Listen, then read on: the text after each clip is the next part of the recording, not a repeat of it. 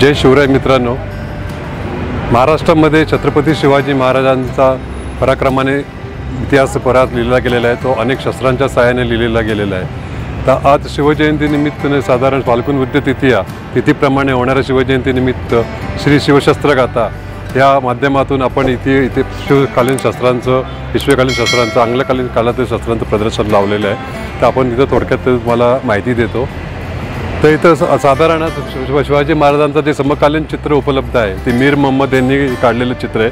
ते शिवाजी महाराजांच्या एका हातामध्ये कट्यार, एका हातामध्ये दांडपट्टा, दुसरीकडे मराठा धोप आणि शेल्यामध्ये कट्यार अशा प्रकारचे शस्त्रसज्ज शिवाजी महाराजांचं समकालीन चित्र आहे। त्याच पद्धतीने या आपण इथं जे लावलेले आहेत ते पद्धतीने इथं पट्टा असं नावाचं शस्त्र, मराठा धोप आणि मराठा कट्यार आपण या शिवाजी महाराजांच्या चित्रांप्रमाणे आपण इथं लावलेले।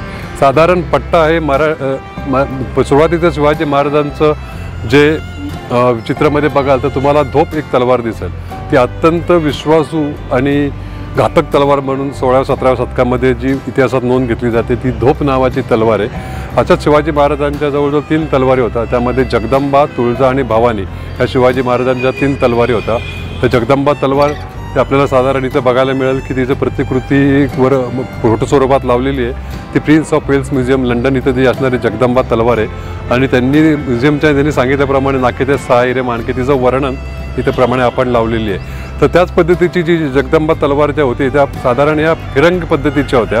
तर अशीच फिरंगी तलवार आपण जी मराठ्यांची होती ती इथं गोमुखी पद्धतीची फिरंग तलवार लावलेली आहे। फिरंग तलवारीचं असं वैशिष्ट्य आहे की कधी कधी मराठा तलवारीला फिरंग हा शब्द येतो त्याच्या कारणासाठी की याच्यासाठी असणारी मूठ ही मराठा मूठ आहे, पण याच्यावर असणाऱ्या पातळी आपण आयात केलेले किंवा इम्पोर्टेड ब्लेड्स त्यावर आहेत, ते पोर्तुगीज, स्पॅनिश या लोकांकडून घेतलेले।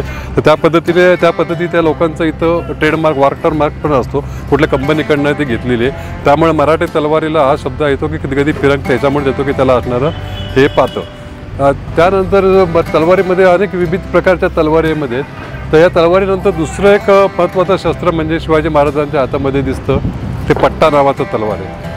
तर पट्टा नावाच्या तलवारीचं एक प्रकारची ती तलवार आहे, पण जशी तलवारीमध्ये तुमची मूठ सुरक्षित आहे तशी ह्या पट्ट्यामध्ये तुमचं कोपऱ्यापासून आता हातापर्यंत, मुठीपर्यंत हा भाग सगळा सुरक्षित आहे। तर त्या पट्ट्याच्या मुठीला ते खोबळा असं म्हटलं जातं। दोन्ही हाताने लढणारे आपल्याकडे चांगले वीर होते।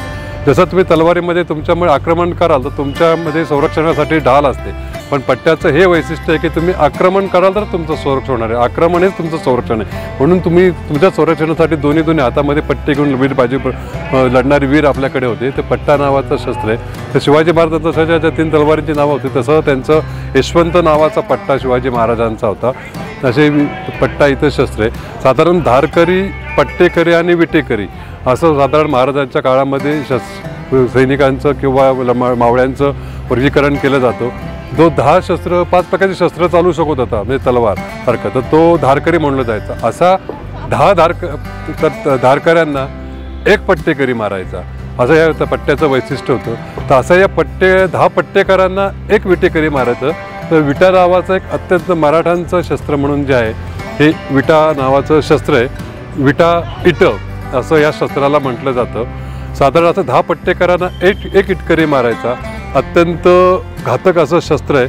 जसं आपल्याकडे भाल्यांमध्ये विविध प्रकार आहेत, अश्वकुंत, गजकुंत आणि पदाती कुंत, म्हणजे घोडदळातील, अश्वदळातील आणि पायदळातील हे भाले आपण असतात वापरायचे।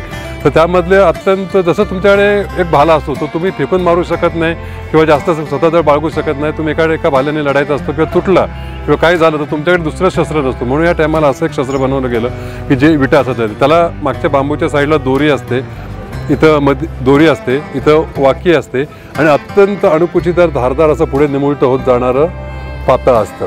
हे दोरी हाताला गुंडाळायची असते आणि झाल्यानंतर याला फेकून मारायचं शस्त्र। हे शस्त्र फेकून मारल्यानंतर हे शस्त्र परत दोरीच्या सहाय्याने आपल्याकडे परत ओढता येतो आणि परत हे शस्त्र आपल्याकडे असं येतो। जर हे शस्त्र फेकून मारल्यानंतर त्यांनी जो वार केलेला आहे तेव्हा जे येणारं जे रक्त येतं ते सगळं रक्त हे या वाकीमध्ये अडकलं जातं आणि हे रक्त या वाकीमध्ये शोषलं जातं, जेणेकरून येणारा रक्ताचा प्रवाह हा तुमच्या कुठल्या काठीवर, दोरीवर, हातावर येणार नाही। त्यामुळे कुठल्याही पड्याचा एक चिकटपणा येत नाही आणि मोठे आपल्या शस्त्रांवरची पकड ही मजबूत राहते। याचं महत्त्वाचं काम हे वाक्य असं ते करतं। ते अत्यंत प्रभावी असं हे मराठ्यांचं शस्त्र. कधी पन्हाळा किल्ल्यावर गेल्यावर तर बाजी शिवा काशीचं जे तिथे एक पुतळा आहे तिथे पन्हाळ्यावर, तर त्याच्या हातामध्ये जे शस्त्र दाखवलेलं आहे ते विटा नावाचं शस्त्र आहे. या विटाचं अजून एक दुसरं जात कुळीतलं शस्त्र म्हणजे हे सांग नावाचं शस्त्र आहे. भाल्यामधलाच अजून एक प्रगत प्रकार सांग. ह्याचं पातं बघाल ते अणुकुचीदार पातच विट्यासारखंच पातं आहे. जसं आपल्याला भाला फेकून मारता येतो किंवा विटा फेकून मारता येतो त्याला विट्याची फेक असे म्हणतात, पण हा भाला हे तुमच्या देवडीवरचं शस्त्र आहे किंवा जे पहारेकरी असतात गड किल्ल्यांवर त्यांच्याकडे हे शस्त्र असतं. जर एखादा माणूस गड किल्ल्यांमध्ये आपण जेव्हा फिरायला जातो तेव्हा गड किल्ल्यांवर अनेक भाग असतात, त्यामध्ये एक जांग्या नावाचा प्रकार असतो. तिथे ते छोट्या छोट्या खिडक्यासारखे तुम्हाला बघतात. जर एखादा कोण दोर लावून चढत असेल, तटबंदीवरून चढत असेल तर जांग्यांमधून ह्या शस्त्रांनी तुम्ही त्याला मारू शकता किंवा छोट्या दिंडी दरवाजातून एखाद्याला मारू शकता. कधी कधी गडाच्या दरवाजावर फोडायचे असेल त्यावर ते असे गजखेळे असतात, त्यामुळे ते आपल्याला सहजासहजी तुटत नाही किंवा दरवाजा तोडता नाही. अशा टायमाला त्याला खंती लावण्यासाठी सुद्धा याच्या शस्त्राचा उपयोग होतो. अत्यंत एक वेगळा प्रकार विट्यानंतर येणारा हे दुसरा प्रकारे सांग नावाचं शस्त्र आहे. जशी आपल्याकडे मराठ्यांची भाला, तलवार, गुर्ज याची शस्त्र आहेत तशी दक्षिणेकडची पण आपल्याकडे खूप अनेक शस्त्र आहेत. त्या दक्षिणेकडचं एक महत्त्वाचं शस्त्र म्हणजे अनेक देवांच्या हातामध्ये ते तुम्हाला बघायला मिळेल, तर ते म्हणजे कत्ती नावाचं शस्त्र आहे. कत्तीला मराठीत आपण कोयता म्हणतो आणि या कत्ती नावाचीच एक तलवार असते दक्षिणेकडे. एखाद्याची कत्तल करणे जेव्हा आपण शब्द वापरतो तेव्हा तो कत्ती हे शस्त्र वापरणार आहे. कत्ती ही कत्तल करण्यासाठी खास वापरली जाते. तर असंच हे दक्षिणेकडचं कोयता, मराठीकडचं दक्षिणेकडचं कोयता त्याला ते लोक कत्ती म्हणतात आणि आपल्याकडचा वेळा कोयता असं साधारण या पद्धतीचे दक्षिणेकडचे हे कत्ती नावाचं शस्त्र आहे. अनेक शस्त्रांमध्ये तुम्ही लोखंडाची पोलादाची शस्त्र बघितलीत, नैसर्गिक साधनांपासून बनलेली शस्त्र बघितलीत, प्राण्यांच्या शिंग, हाडं, दात ह्यापासून शस्त्र इथपासून आपण सगळे शस्त्र आपल्याकडे आपण इथं पाहतो. पण 18व्या शतकानंतर पानिपतच्या युद्धानंतर मैदानावरच्या लढाईला खूप महत्त्व आलं. जवळजवळ गनिमी कावा जवळजवळ नष्ट होण्यात आला होता. मैदानावरच्या लढाईला खूप महत्त्व आलं होतं. अशा टायमाला तोफा आणि बंदुका यांना खूप महत्त्व आलेले. तर 18व्या शतकाच्या आसपासामध्ये ज्या ठासणीच्या बंदुका आपल्याकडे होत्या तर त्यातल्याच एक बंदुकीच्यात एक छोटी पिस्तॉल आहे. ती ठासणीची बंदूक आहे. ह्याच्यामध्ये पुढे नळी असते आणि त्या नळीतून त्याला असं पुढे दारू भरल्यानंतर ती अशी या पद्धतीने ठासली जाते आणि ठासली झाल्यानंतर त्यामध्ये अशा शिशेच्या उलट गोळ्या अशा भरल्या जातात आणि त्या फायर केल्या जातात.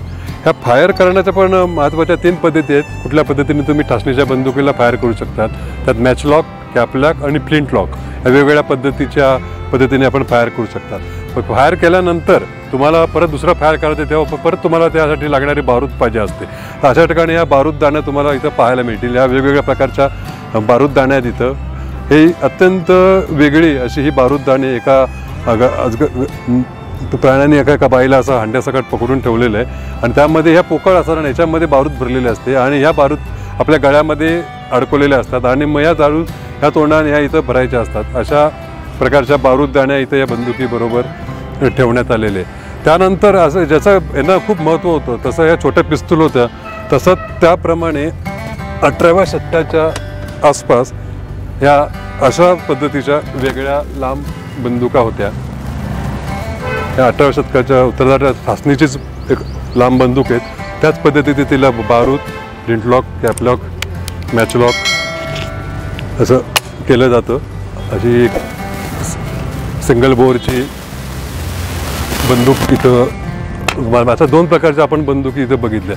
पण बंदुकींबरोबर तेवढंच खूप महत्त्वाचं होतं ते तोफेला होतं. त्याच्यामध्ये लांब प्रकारच्या तोफा होत्या. त्यामध्ये साधारण इतिहासात नोंद घेतली तर आपल्याकडे कलाल बांगडी, लांडा कासप, फतेह लष्कर आणि मलिके मैदान, त्याला मराठीमध्ये आपण वाक्रप्रचात मुलुक मैदान तोफ म्हणतो. एखादा जर माणूस खूप चांगल्या प्रकारे भाषण करत असेल किंवा काय बोलत असेल त्याला आपण मुलुक मैदान तोफ म्हणतो. त्याच पद्धतीमध्ये त्याच म्हणीमध्ये परिषद शब्द मलिके मैदान, मैदानावरची मलिक, तिथंच आपण मराठीमध्ये मुलुक मैदान झालेले असे लांब पल्ल्याच्या तोफा आपल्याकडे प्रसिद्ध आहेत.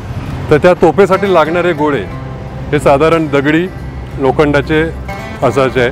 याच्यामध्ये एक वैशिष्ट्यपूर्व म्हणजे काय असणारा कुल्फी गोळा, जो आतमध्ये एखादा मोठ्या बॉम्बसारखा उपयोग होतो आणि ते पूर्ण तटबंदी याचा ब्लास्ट करू शकतात.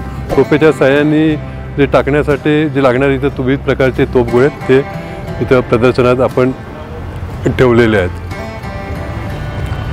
पण पूर्वी जसं अनेक आक्रमणं आपल्याकडे अचानक व्हायची. पूर्वी आपल्या स्त्रिया किंवा माणसं ही शेतावर कामाला जायची, घरामध्ये दिवसभर कोण नसायचं, शेताची कामं खूप असायची. तर अशा टायमाला ते शेतीवर जाताना त्यांच्याकडे घरात आढळणारं नेहमीचं शस्त्र म्हणजे विळे, कोयते आणि कुऱ्हाड. ही आपल्या घरामध्ये नेहमी आढळणारी शस्त्र आहेत. पण ही शस्त्र वेळेला तुमच्या हातामध्ये जे काय कामाला पडेल, दगड असो, त्यासारखं विळा असो, कोयता असो, हे तुम्ही शस्त्र म्हणून वापरू शकता. समजा तुम्ही शेतात काम करताना एखाद्याने मोगले आक्रमण अचानक झालं तर तुमच्याजवळ असणाऱ्या अशा प्रकारच्या कुऱ्हाडी किंवा कोयतं याने तुम्ही हल्ले परतू करू शकता किंवा तुम्ही अशा प्रकारचे शस्त्र वापरू शकता. पानिपतच्या लढाईमध्ये जवळजवळ 1 लाख लोक माणसं मारले गेले आणि 80,000 जनावरांची कत्तल झाली. तर त्यामध्ये एक शस्त्र पण असं होतं की ज्यामध्ये धारकरी लोक वापरायचे, ते 5 शस्त्रांमधलं अशा छोट्या प्रकारच्या कुऱ्हाडी या कायम कमरेला असायच्या. ऐन वेळेला प्राण्यांची मोठमोठी शिंग, सोंड, पाय यांच्यात पाय तोडण्यासाठी प्राण्यांची अशा प्रकारच्या शस्त्र वापरली गेलेली आहेत. त्याच्या कुऱ्हाडींमध्ये जसं विविध प्रकारमध्ये कोरडे पडतात तसंच अत्यंत या शस्त्रांप्रमाणेच आपल्याकडं दुसऱ्या घरामध्ये नेहमी असणारं एक शस्त्र म्हणजे गोफण. गोफण हे पारंपरिक शेती संरक्षणासाठी पाखरं नाकल्याचं साधन असलं तरी दोन्ही शिवकाळामध्ये या शिवाजी महाराजांनी याचा चांगल्या प्रकारे उपयोग करून घेतलेला आहे. ह्याचा उपयोग असा करता येईल की प्रत्येकाच्या घरात या गोफणी असतात. मग या गोफण्यांच्या सहाय्याने जर आपण त्या गोफण गोंडे दगड ठेवला, त्याला गोफण गोंडे म्हणतात, ते जर फिरवलं आणि आपण सोडलं, त्याला गती दिली आणि सोडलं तर एखाद्या AK-47 सुद्धा एक खूप मोठं काम या गोफणी करू शकतात. एकाच टायमाला जर तटबंदीवरनं अशा अनेक गोफण्या सुटल्या तर शत्रू कुठला कुठे पळून जाईल. बंदुकीपेक्षा अत्यंत कठोर काम असं महाराजांनी आपल्या गोफणीचा उपयोग करून घेतला आणि एका लढाईमध्ये त्यांनी याचा उपयोगसुद्धा गोफणींचा केलेला आहे. आणि आता आलेल्या अनेक पिक्चरांमध्ये तुम्हाला अशा प्रकारच्या गोफणी सिंहगड पिक्चरमध्ये पण पाहायला मिळतील. त्यानंतर येणारा पारंपरिक शस्त्र फार आपल्या पूर्वांपासून म्हणजे वेदकाळापासून धनुर्वेद जो ज्याच्यावर लिहिला गेला त्या असे विविध प्रकारचे बाणं इथं म्हणतात. त्याला तीर, शीर असेही म्हणतात. त्याला प्रत्यय धनुष्याला इथं प्रचंड असते. अनेक प्रकारचे बाण आहे, त्याची टोकांचं काम वेगवेगळं असतं. साधारण आपल्याकडे जे बाणाची लांबी ही 1.5 मीटरपर्यंत ते 3 किलोमीटर होऊ शकते. तर मराठ्यांच्या समजा आपल्या जर बाणांची नावं घेतली तर सुर, गोचूक, कर्णक, अर्धचंद्र, सुचिमुख अशी वेगवेगळ्या त्याच्या बाणाची जी टोकं आहेत त्यावरनं त्यांच्या बाणांची नावं ठरलेली आहेत. तर अशा प्रकारे ही शस्त्र ते ठेवलेली आहेत. प्रामुख्याने अग्निबाण ही आपल्या बरंच प्रसिद्ध होतं. हे शस्त्र नसून हे एक प्रकारचं अस्त्र आहे. शस्त्र, अस्त्र, मल्ल आणि पाश ह्या 4 प्रकारच्या पद्धतीने युद्ध खेळलं जातं. त्यातलं जे अस्त्र आहे हे अत्यंत विनाशकारी अस्त्र असतात. शस्त्र तुम्ही एका टायमाला एका दोघांना तुम्ही घायल करू शकता, मारू शकता. पण अस्त्र असं विनाशकारी शस्त्र आहे की ते तुम्ही लाखो लोकांना एका टायमाला जाईबंदी करू शकता किंवा मारू शकता. म्हणून या बाणांचा अस्त्रांमध्ये होतो. त्यानं जशी आपल्याकडे अनेक साधनं होती पण नैसर्गिक साधनांचा पण आपण जसं उपयोग करतो म्हणजे घरामध्ये असणारे साधनं आहेत पण नैसर्गिक साधनांचा सुद्धा जेव्हा आपण उपयोग करतो त्यामध्ये मग प्राण्यांची शिंग, हाडं, दात याचा पण उपयोग करतो. स्टोन एज काळामध्ये दगडांचा सुद्धा कोराडीपासून बनवलेले असे विविध प्रकारच्या जसं काय नैसर्गिक साधनांच्या उपयोगापासून आपण शस्त्र बनवली. त्यातलंच हे माडू नावाचं शस्त्र आहे. दक्षिणेकडचं शस्त्र माडू. आपण एखादा म्हणतो मारू का म्हणजे त्यावरूनच हा माडू नावाचा शब्द दिले. चिंकारा काळवीत प्राण्याची शिंग आहेत. याला नैसर्गिक टोकंसुद्धा असतात. पुढे याच्यामध्ये बदल झाला आणि त्याला भाल्याची पात्याची टोकं बसवण्यात आली. हातगाईच्या लढाईचं शस्त्र आहे. याच्यामध्ये तुम्ही इथं मूठ पकडून तुम्ही चौफेर हल्ला करू शकता. कधीकधी या आपल्याला स्वतःच्या संरक्षणासाठी मग अशा प्रकारची ढाल या माडूवर चढवलेली असते. जसे पट्ट्यामध्ये तुमचं आक्रमणित संरक्षण होणार आहे तशामध्ये या माडूमध्ये तुमचं आक्रमण आणि संरक्षण हे दोन्ही होणार आहे. कारण माडू बरोबर ती ढाल बांधते असं म्हणजे जसं तुम्ही हात फिरवाल तशी ती ढाल त्याबरोबर ती फिरणार आहे आणि तुम्ही स्वतः आक्रमण पण करू शकता आणि संरक्षण करू शकता. अशा प्रकारचे अत्यंत वेगळं आणि दुर्मिळ असं माडू नावाचं शस्त्र आहे. पण जेव्हा एखादा माणूस आपल्याकडे हल्ला करतो किंवा समजा त्यांनी हल्ला करताना त्यांनी स्वतः जर चिलकत घातला असेल, शिरस्त्राण घातला असेल, समजा त्यांनी डोक्यात शिरस्त्राण घातला असेल तर त्याला पण आपल्याला मारायचे, त्याचा हल्ला परतून लावायचे, त्याला जखमी करायचे. तर शिरस्त्राण फोडण्यासाठी खास प्रकारचं एक शस्त्र बनवलं गेलं. ते जगनाल नावाचं शस्त्र आहे. जगनाल म्हणजे कावड्याची चोच. अत्यंत तीक्ष्ण असं टोक असलेलं याला मणी पुढचा मणी असतो पाहतो दुधारी मणी मजबूत कुठल्याही प्रकारचं शिरस्त्राण असू दे ते तोडण्यासाठी अशा प्रकारचे जगनालय बनवले गेलेत. ह्या जगनालयावर खास विशेष करून इथल्या त्या खास शरभ याचे कोरलेलं असतं. शरभ हे शक्तीचं प्रतीक आहे आणि शंकराचा 8व्या अवतारामध्ये सर्वाचं वर्णन सापडतं आणि त्यावर हनुमान कोरलेला असतो. त्यामुळे त्या प्रकारचे आपण याच्यावर चित्र करतो, धार्मिक चित्र, त्यामुळे त्यांची जी देवी शक्ती असते ती शस्त्रांमध्ये उतरलेली असते. त्यामुळे असे तुम्हाला अनेक प्रकारचे धार्मिक चिन्ह शरभ किंवा हनुमानसारखे शस्त्रांवर तुम्हाला पाहायला मिळते. पण जेव्हा प्रत्येक टायमाला अशा घोडदळामध्ये किंवा लढाई होत नाही, पण कधी कधी हातगाईच्या लढाईमध्ये होते. तर हातगाई लढाईच्यामध्ये अत्यंत छोटं आणि घातक शस्त्र म्हणून काही शस्त्रांमध्ये नोंद येते. त्यातलं एक शस्त्र म्हणजे जांबिया. जांबिया शस्त्राचं वैशिष्ट्य छोटं शस्त्र असतं, त्याची दुधारी असतं, विशिष्ट आकार दिलेला असतो आणि मध्ये शिरा ही मजबूत असते. याच्या विशिष्ट आकारामुळं जेव्हा तो माणूस हातगाईची लढाई करतो तेव्हा त्यांनी इथं वार करायचा असतो. इथं वार केल्यानंतर तो त्याचा खूपच असा बरगाड्या तोडून डायरेक्ट हार्टला डॅमेज करतो. हृदयाचा हार्ट डॅमेज केल्यानंतर हृदयाला जर जखम झाल्यानंतर माणूस इंटरनल ब्लीड होऊन लगेच मरू शकतो. म्हणून अत्यंत घातक शस्त्र म्हणून हे जांबियाची नोंद केली गेली आहे. पण या जशी जांबिया आहे तसं त्याप्रमाणे याच पद्धतीने आपल्याकडे काही शस्त्र बनवली गेली. त्याला इंडियन टायगर टूथ म्हटलं जातं. म्हणजे भारतीय वाघाच्या जबड्याच्या दाताची जी ताकद असते त्याच ताकदीचं काही शस्त्र बनवलं गेलं ते इंडियन टायगर टूथ. जंबियासारखाच आकार असतो पण अतिशय तीक्ष्ण आणि घातक असे इंडियन टायगर टूथ हे दोन इथं लावले, जांबियांबरोबर इथं लावलेले. पुढे दुसरं एक शस्त्र आहे. म्हणजे शस्त्रांमध्ये जसे आपल्याकडे जी मराठा शस्त्र आहेत, मोगल शस्त्र आहेत, राजपुती शस्त्र आहेत, पण अनेक खैबर खिंडीतून सुद्धा आपल्याकडे खूप आक्रमणं झाली. खैबर खिंडीतून झाली, इराण इराककडनं झाली, ज्यांना अफगाणिस्तान आले, ज्यांना कुठून जिथं यायचं आहे त्या लोकांना खैबर खिंडीतूनच यायचं आहे इथं आपल्याकडं. तर त्या टायमाला मग ती लोकं जेव्हा त्यांनी आक्रमण केले आपल्याकडे 12 शतकाच्या अगोदरपासून, तर तेव्हा त्यांनी आपापली पण काही शस्त्र बरोबर आणलेले. जसे आपल्याकडे कट्यारी असतात तसं त्यांचं एक महत्त्वाचं शस्त्र म्हणजे पेशकवच. हा पर्शियन शब्द आहे पेशकवच. पेश म्हणजे समोरून आणि कवच म्हणजे मूठ. समोरून पकडायचं हातात शस्त्र म्हणजे पेशकवच. हे याचं काम आपल्या कट्यारीसारखंच असतं. आपण जसं आपल्या शेल्यामध्ये कट्यारी बाळगत असतो तशी ती अफगाणिस्तानकडची लोकं, इराण इराककडची लोकं ही पेशकवच बाळगत असतात. त्यामुळं आणि या पेशकवचमधलं अजून एक मोठं तलवार आहे, ती मोठी तलवार आहे. त्याला कधी कधी ती मोठं पेशकवच किंवा अफगाणी सुरा म्हणतात, अफगाण साईडचे.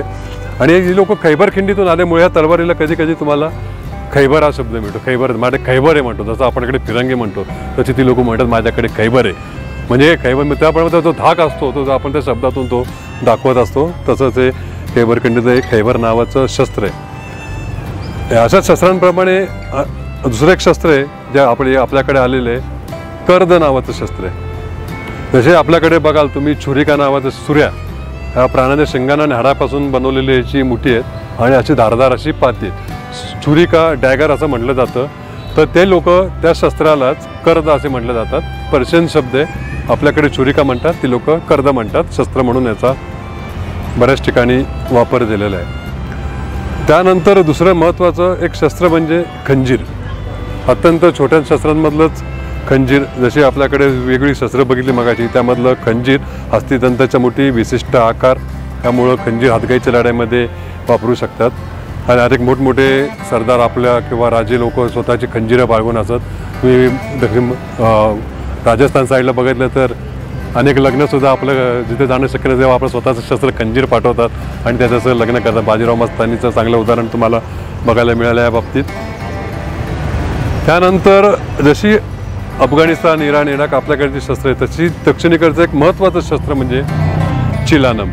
भारतीय शस्त्र परंपरेतील एक विलक्षण आणि घातक शस्त्र. प्रामुख्याने विजयनगर साम्राज्यामध्ये जी शस्त्राची जडणघडण झाली, 2 पातळ ठिकाणी वळलेले असून अखंड पोलादामध्ये जोड नसलेली मूठ, त्यामध्ये धारदार पातशीर असलेलं. दक्षिणेकडील अनेक राज्यात याचा वापर आणि अनेक मंदिरांवर जे तुम्हाला हे शिल्पांमध्ये पाहायला मिळेल. कधी दक्षिणेकडे गेला तिथलं हम्पी, बदामी, विजयनगरची मंदिरं बघाल तर तिथल्या मूर्त्यांवर तुम्हाला अशा प्रकारचे चिलानम शस्त्र पाहायला मिळते. असे दक्षिणेकडच्या शस्त्रांनंतर विविध प्रकारची शस्त्र इथे ठेवली आहेत. शस्त्रांमध्ये जसं पेशकवच आणि कर्द आपण पर्शियन बघितले, अनेक छोटी शस्त्र बघितली, पण अत्यंत महत्त्वाची जी 2 शस्त्र जी मराठ्यांमध्ये, मोगलांमध्ये प्रसिद्ध होती अशी ती मराठा कट्यार, मोगल कट्यार, राजपुती कट्यार आणि बैठकीची कट्यार. शिवशस्त्रघातामध्ये या संग्रहातील या महत्त्वाच्या शस्त्रांमधलं ह्या 2 कट्यारी अत्यंत दुर्मिळ अशा लहान कट्यारी आहेत. ह्या बैठकीच्या कट्यारी म्हणून ओळखल्या जातात. जिथं तुम्हाला बसायचे स्वतःच्या सुरक्षेसाठी शस्त्र कायम असावं आणि लपवण्यासारखं जोगे असावं म्हणून हाताशी असणारं पड्डीशी येणारे छोट्या असं विशिष्ट आकाराच्या या शस्त्र आहेत. त्याला कट्यार नरसिंह म्हटलं जातं. त्याला विशिष्ट या कट्यारींना असीपुत्रिका म्हटलं जातं. असीपुत्रिका, असी म्हणजे तलवार. तलवार या मोठ्या प्रमाणामध्ये लांबीला असतात. त्यांची लहान मुलं म्हणजे त्याची पुत्रिका म्हणजे तलवारांची जी आहे म्हणून त्या कट्यारींना असीपुत्रिका म्हणतात. नरसंहार म्हणतात. फार मोठ्या प्रमाणात नरसंहार करू शकतात. ही छोटी शस्त्र दिसायला शस्त्र असलं तरी कायम फार मोठा संहार घडणार असतात. म्हणून कुठलाही मावळा घ्या, कुठलाही राजा घ्या, कायम त्याच्यामध्ये कायम असणार एक शस्त्र म्हणजे अशा प्रकारचे कट्यारी नारसिंह शस्त्र.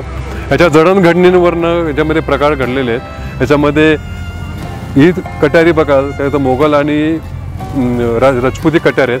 यांचं एक वैशिष्ट्य वेगळं आहे की याच्यामध्ये मूठ वेगळी आहे आणि पातं वेगळे आहे. याच्यामध्ये त्या मुठीमध्ये ह्याला नख्या आहेत. नख्यांमध्ये तलवारीचं पातं बसवतात, रिवेट मारतात की कट्यार तयार झाली. समजा तुमची तुटली तर कट्यार काय करताना परत तुम्हाला ती बनवता येते. तलवारीचं पातालावर रिवेट मारलं की त्याच्या 2 बच्यामध्ये ती कट्यार बनवता येते. असं या कट्यारी आहेत. पण हे महत्त्वाचं दुसरे इतर राजपुती मोगल कट्यारांबरोबर एक महत्त्वाचं शस्त्र म्हणजे कट्यार. हिला पण नरसंग हे मराठा कट्यार. जिथं तुम्ही 2 भागामध्ये बघितली या अखंड एकाच कास्टिंगमध्ये वेगवेगळ्या प्रकारच्या बनवलेल्या तव्या अत्यंत मजबूत म्हणून यांची नोंद असते. मराठा कट्याराचं वैशिष्ट्य म्हणजे त्यावर असलेलं इथं बेलाचं पान. इथं सिम्बॉल असतो बराचसा. मराठा शस्त्रांवर पट्टा घ्या किंवा इथं तलवार घ्या किंवा असं कट्यारी घ्या, इथं तुम्हाला अशा इथं बेलाचे पानं कोरलेले असतात. बेलाचं अत्यंत हिंदू धर्मामधील शंकराचं आवडतं बेलपान आहे.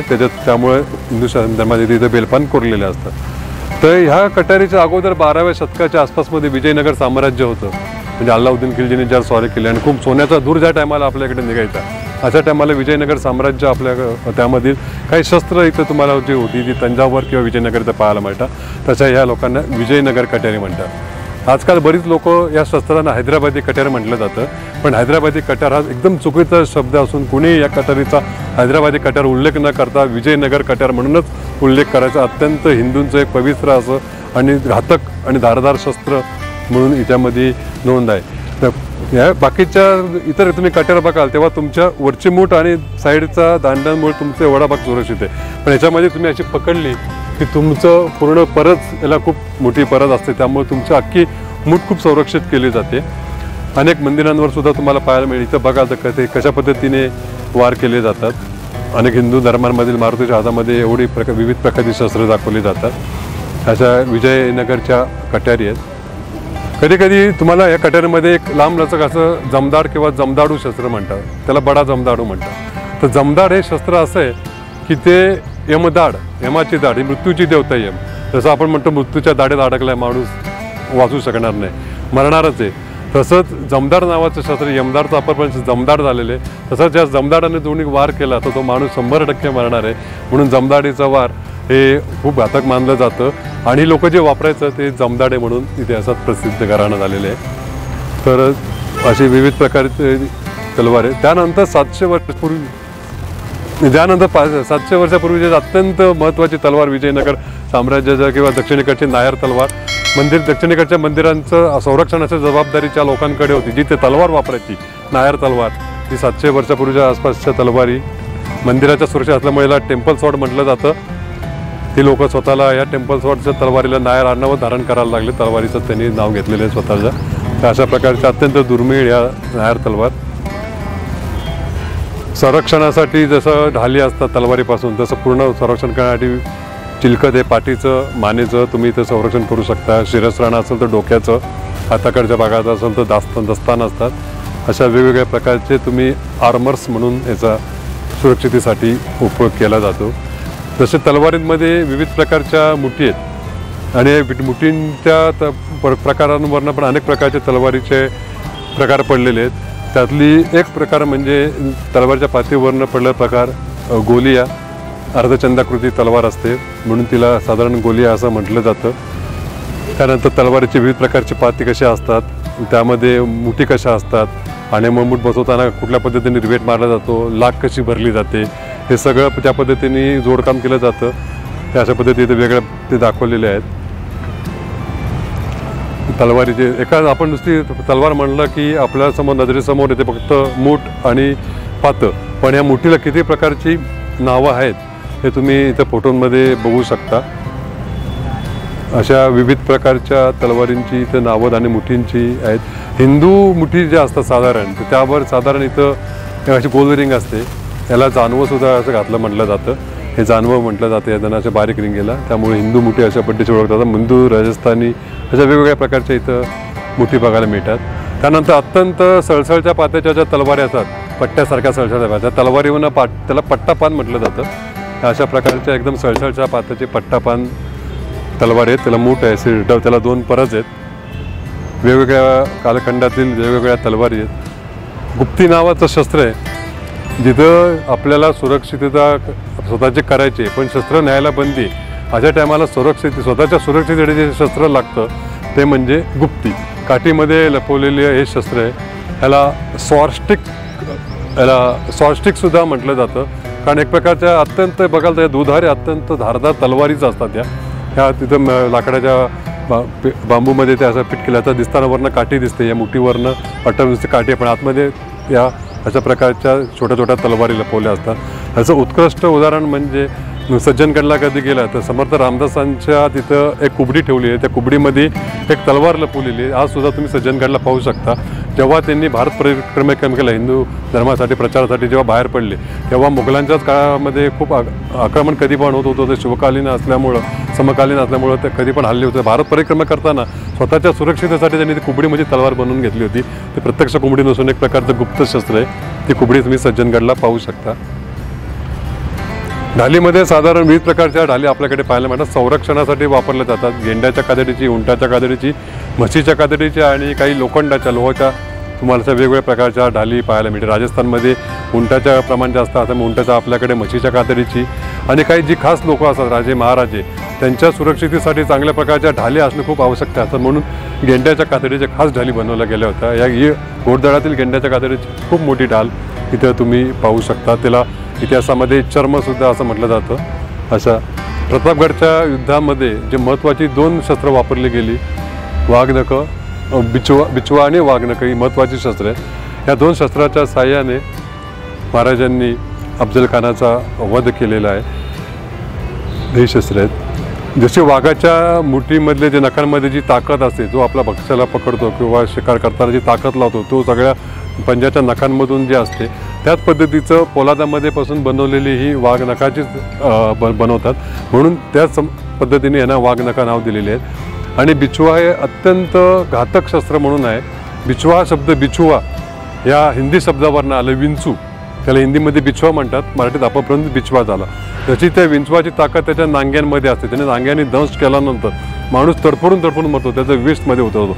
तसंच या बिचवाच्या पातीनं नांगी असतात अशी, आणि या नांग्याने विष लावलेला असतो. याचा वार केल्यानंतर माणूस तडफडून मरणार आहे. म्हणून अत्यंत घातक असे बिचवे इथं प्रदर्शनात पाहायला मिळतील. साधारण 300-350 वर्षापूर्वीचे बिचवे आहेत. भाल्यांमध्ये पण विविध प्रकार आहेत. अश्वकुंत आहे, गजकुंत आहे, पदाधिकुंत आहे, पायदळातील आहेत, घोडदळातील आहेत, अश्वदलातील आहेत. असे विविध प्रकारचे भाले इथे ठेवले आहेत. हे भाले ओळखायचे कसे, तर त्याची एक पद्धत आहे. ज्या भाल्याला बांबूच्या पुढे जी पाती लावलेली असतात, त्या पातीच्या आकारावरनं, लांबीवरनं ते भालं कुठल्या दलामधले हे आपण ओळखू शकता. असे विविध प्रकारचे भाले आहेत. त्यानंतर इथं कुऱ्हाडी आहेत. अजून तिथं आपण तिथं कुऱ्हाडी बघितलं, पण इथं वेगळ्या पद्धतीच्या कुऱ्हाड्या आहेत. परशु आणि बळी देण्याचे कुऱ्हाडे. परशुरामाचं जे आवडतं शस्त्र आहे ते कुऱ्हाडीसारखंच शस्त्र आहे, ते परशु म्हणायचे. त्या परशुरामाला त्याला परशुराम म्हणायचे. त्यामुळे अशा प्रकारचे परशु. परशुरामाचं मूळ नाव भार्गवराम आहे, पण त्या शस्त्रांमुळे ते परशुराम म्हणून ओळखू लागले. ते परशु बळी देण्यासाठी, पूर्वी रेडा बळी देण्यासाठी असे बळी देण्याची प्रथा आपल्याकडे होती. रेडा, म्हैस, कोंबडं, गाय असे बळी द्यायचे प्रकार होते. तर त्यामध्ये अशा प्रकारचे बळी देण्यासाठी बळीच्या कुऱ्हाडी वापरायचे. ह्याला मिशीवाले कुऱ्हाड म्हणायचे, करण्याचा आकार मिशीसारखा पिळलेला आहे, म्हणून याला गमतीने मिशीवाली कुऱ्हाड लोक म्हटली जातात. मुळात काय भाले असे असतात की जे लढाईमध्ये प्रत्यक्ष वापरत नसतात, पण ते निशाणाचे भाले काम करतात. जे निशाण असतं पुढचं एखाद्या सैन्याचं, ते भाल्याच्या टोकावर रोवलेलं असतं. आपण जेव्हा आजकाल निशाणा लावतो किंवा भगवे झेंडे लावतात ते नुसते न लावता त्याला कुठलं तरी भाल्याचं पातं असं लावावं लागतं, त्याला म्हणे भालाचे टोकार म्हणतात. असे निशाणीचे भाले वेगळे असतात, त्यातला हा निशाणीचा एक भाला आहे. पायदळातील पंजाबी लोकांचे हे भाले आहेत. जसे आपल्याकडं अनेक प्रकारच्या मराठा धोप होत्या, तेगा होत्या, सिरोही तलवार होत्या, दहा होत्या, तर फॉरेन्स लोकांनी पण आपल्याकडे नंतर आक्रमण केले. जे मोगलांनी तर केलीच, पण पोर्तुगीज, युरोपियन लोकांनी, ब्रिटिश यांनी आक्रमण केली. तर त्यांच्या ज्या तलवारी आहेत तर त्यामधल्या ही ब्रिटिश स्वॉर्ड आहे, अत्यंत धारदार पुढे निमुळी होत गेलेली. बास्केट हिटमधल्या प्रकारणाच्या या त्यांच्या मुठी आहेत, पूर्ण तुमचं संरक्षण करतात. ही एक रॉयल घराण्यातलीच त्यांचं सिम्बॉल असलेली तलवार आहे. इथं युनिट बघितलं तर तुम्हाला त्यांचं राजघराण्याचं चिन्ह बघायला मिळेल. इथं रॉयल सील्स आहे. युरोपियन स्वॉर्ड लढाईसाठी खास वापरणारा अत्यंत पोटात गेलेली धार आणि पुढे निमुळी होत गेली तीक्ष्ण अशी युरोपियन स्वॉर्ड. ईशान्य भारताकडं ज्या तलवारी वापरल्या जातात ती लोक तलवारीला दहा म्हणतात. तर त्या अशा प्रकारच्या या 10 कटना ईशान्य भारताकडच्या या विविध प्रकारच्या तलवारी इथं आहेत. काही फॉरेन्समध्ये सुद्धा अशा प्रकारचे तलवारी बघायला मिळतात. पंजाबी लोकांचं दुसरं एक आवडतं शस्त्र म्हणजे तेगा. तेग बहादूर सिंग लोक म्हणतात. त्याला धार्मिक महत्त्वही खूप आहे आणि त्यांच्या ह्या तलवारीला खूप आहे. ती लोक जसं आपण धोप तलवार वापरायचो तशी ती लोक तेगा नावाची तलवार म्हणतात. हा पुढचा तलवारीत हा पुढचा पाठ ही जाड असून पुढे निमुळटी होत जाते धारदार, आणि हा पुढचा भाग असो वक्र केलेला त्याला पिपळा म्हणतात. हा दुधारी असतो. अत्यंत थोड्या वजनाने जड असलेल्या तलवारी तेगा म्हणून प्रसिद्ध आहेत. तशा तलवारीमध्ये विविध प्रकार आहेत, पण त्याच्यामध्ये तलवारीचा अजून एक प्रकार आहे निमचा. तुम्हाला जर सततच्या सुरक्षेसाठी बसला कुठे जातात तर तख्ता खाली, उशाखाली किंवा गादीखाली किंवा लहान लहान तलवारी हाताखाली का तर सुरक्षित शस्त्र असावं, तसे कट्यार पण ठेवायचे, तसे छोट्या प्रकारच्या तलवारी ठेवायच्या, त्या निमचा नावाच्या तलवारी आहेत. छत्रपती शिवाजी महाराजांचं समकालीन चित्रातलं इथं पण तुम्हाला दाखवलेलं आहे. एक समकालीन चित्र आहे, त्याच्यामध्ये शिवाजी महाराजांचे पट्टा आणि तलवार अशा पद्धतीची मराठ्यांची खास शस्त्र इथं 2 लावण्यात आले. मर्दानी खेळामधलं एक महत्त्वाचं शस्त्र आणि फार गाथा सप्तशतीमध्ये ज्याचा उल्लेख केला जातो, परीघ म्हणून ज्या शस्त्राचा उल्लेख केला जातो, आणि मर्दानी खेळामध्ये जबरंग म्हणून ज्याला म्हटलं जातं, अत्यंत असं शस्त्र. ह्याला इथं मूठ असते, ती अशी फिरवायची असते आणि फिरवतात हा गोळा तुमच्या मानेभोवती टाकायचा, तेव्हा त्याचे हे तीक्ष्ण नखं तुमच्या इथं नरड्यात जातात आणि मग ती रक्ताच्या चिळकांड्या उडून माणूस मरू शकतो. असं ते जबरंग किंवा परीघ नावाचं शस्त्र आहे. कधी कधी परीघ हे 2 देवींनी वापरलेले शस्त्र, अनेक असुरांचा वध करण्यासाठी अशी शस्त्र तुम्हाला पाहायला मिळतील. तुम्ही जेव्हा मंदिरात जाता तेव्हा तुम्हाला अनेक प्रकारचे शस्त्र ही देवीच्या हातामध्ये, देवाच्या हातात बघायला मिळतात. तर मुळात त्यांना आपण शस्त्र न म्हणतात ते लोकांना आयुध म्हटलं जातं. हा आयुध हा फार मोठा पुरुष आहे, आयुध पुरुष म्हणून हे शस्त्रांची गणना. अनेक देवदेवतांच्या हातामध्ये, देवीच्या हातात तुम्हाला ही शस्त्र बघायला मिळते. कधी कधी तुम्हाला शस्त्र हे 2 देवीला किंवा 2 हात असतात, तर तुम्हाला अष्टदशभुजापर्यंत म्हणजे 18 हातापर्यंत तुम्हाला देवादेवतांच्या हातामध्ये बघायला मिळते. जसजशी असुरांची संख्या वाढत गेली तसतशी देवाचे हात वाढत गेले, जसे जसे देवाचे हात वाढत गेले तसं त्याची आयुधांची संख्या वाढत गेली. म्हणून ते कधी पण गेला की तुम्ही ते देवदेवता हातातील शस्त्र नक्की पहा, ती आयुध म्हणून त्यांच्याकडे खूप फार मोठा इतिहास आपल्या मंदिरांवर लपलेला आहे.